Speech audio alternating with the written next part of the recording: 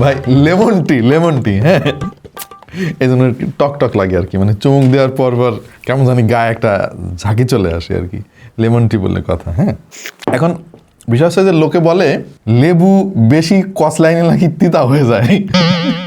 আমাদের এই NEIR এর অবস্থা কি সেরকম হইল নাকি? বিষয়টা আমার কাছে সেরকমই লাগলো আর কি।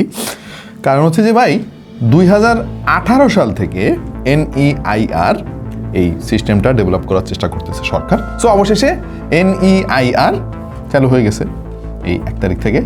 এখন আমাদের জাতীয় নিরাপত্তা অনেক বেশি আগের চাইতে আমরা আরও নিরাপদ অনুভব করতেছি।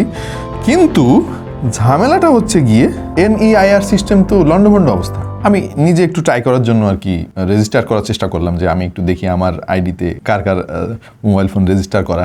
1 তারিখ থেকে আমি আজকে 4 তারিখ এখনো পর্যন্ত ওটিপি পাই নাই 4 দিন ধরে। একজনের আইডির এগেইনস্টে দেখা যাচ্ছে 300, 400, 500 পর্যন্ত ফোন রেজিস্টার হয়ে আছে। এরা কারা? ইভেন সে লোক জানেও না। এবং সব থেকে মজার ব্যাপার হচ্ছে তার নিজের যে ফোন, ওই ফোনের IMEI নাম্বার নাই, বাকিগুলো হচ্ছে ভূতে রেজিস্টার করছে। কারো ফোনে নেটওয়ার্ক পাচ্ছে না। গভর্নমেন্ট আমাদেরকে বলেই দিছে যে যাদের ফোন অলরেডি কেনা আছে, অফিসিয়াল হোক আনঅফিসিয়াল হোক, সব নেটওয়ার্কে কাজ করবে। অনেক মানুষের ফোনে নেটওয়ার্ক আসতেছে না। এমনই একটা বাজে অবস্থা ভাই, যে কোনো নাম্বার ভুলভাল IMEI নাম্বার দিয়ে আপনি চেক করলে দেখবেন যে দেখাচ্ছে যে এই IMEI নাম্বারটি রেজিস্টার্ড এবং সচল ব্যবহৃত হচ্ছে। এবং যে ওয়েবসাইটটা তারা বানিয়েছে ভাই, এত জঘন্য, মানে এত নিম্নমানের, খুব খারাপ লাগে যে আমরা ডিজিটাল বলি, অথচ আমাদের সরকারি ওয়েবসাইটগুলোর এই দুর্দশা। ডান দিকে ফেসিং অ্যান ইস্যু নামক একটা জায়গা আছে, ওইটাতে ট্যাপ করলে যে কই যে নিয়ে যাচ্ছে ভাই, আমি মানে কিছুই বুঝতেছি না। জিনিসটা খুবই ভালনারেবল, এবং আপনি চাইলে যে কারোর NID দিয়ে আপনার ফোনটা রেজিস্টার করতে পারবেন। হইল জিনিসটা ভাই। এখন ব্যাপার হচ্ছে যে ভাই, এই সব কিছু তো আমাদের টাকাই হচ্ছে, তাই না?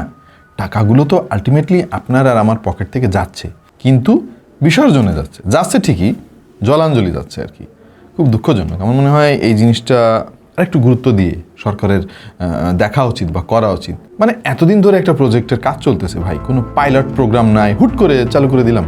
কি হইলো এই জিনিসটা বুঝলাম না। এটা কোনো দায়িত্বশীল কাজ হইতে পারে? এটা আমার কাছে মনে হয় নাই। একদম ভয়ানক একটা জট তৈরি হয়ে গেছে NIER নিয়ে। সারা বাংলাদেশের নিউজ পেপারেও এটাই খবর আসতেছে আজকাল, সোশ্যাল মিডিয়াতে খুব বেশি আলোচনা হচ্ছে এটা নিয়ে। আপনার অভিজ্ঞতা কি NIER নিয়ে? একটু কমেন্টে জানিয়ে দিন।